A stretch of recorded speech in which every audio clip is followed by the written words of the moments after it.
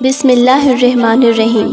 ابن شہاب کہتے ہیں مجھ کو ابو سلمہ بن عبد الرحمن نے جابر بن عبداللہ انصاری رضی اللہ عنہ سے یہ روایت نقل کی کہ آپ صلی اللہ علیہ وآلہ وسلم نے وحی کے رک جانے کے زمانے کے حالات بیان فرماتے ہوئے کہا کہ ایک روز میں جا رہا تھا کہ اچانک میں نے آسمان کی طرف ایک آواز سنی۔ میں نے اپنا سر آسمان کی طرف اٹھایا، کیا دیکھتا ہوں کہ وہی فرشتہ جو میرے پاس غار حرا میں آیا تھا وہ آسمان و زمین کے بیچ میں ایک کرسی پر بیٹھا ہوا ہے۔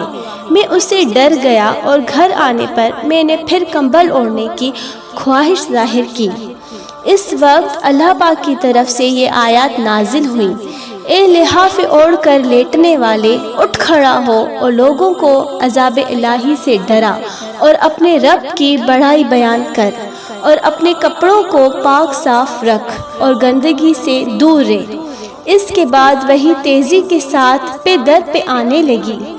اس حدیث کو یحییٰ بن بکیر کے علاوہ لیث بن سعد سے عبداللہ بن یوسف ابو صالح نے بھی روایت کیا ہے، اور عقیل کے علاوہ زہری سے ہلال بن رواد نے بھی روایت کیا ہے۔ یونس اور معمر نے اپنی روایت میں لفظ فوادہ کی جگہ بوادرہ نقل کیا ہے۔